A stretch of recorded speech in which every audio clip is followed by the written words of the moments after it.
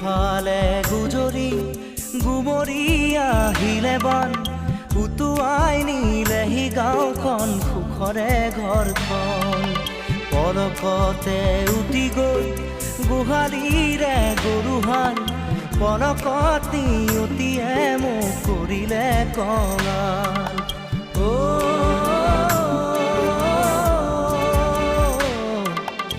উটুৱাই নিলেহি গাঁওখন সুখৰে ঘৰখন কেউফালে গুজৰি গুমৰি আহিলে বান উটুৱাই নিলেহি গাঁওখন সুখৰে ঘৰখন পলকতে উটি গৈ গোহালিৰে গৰুহাল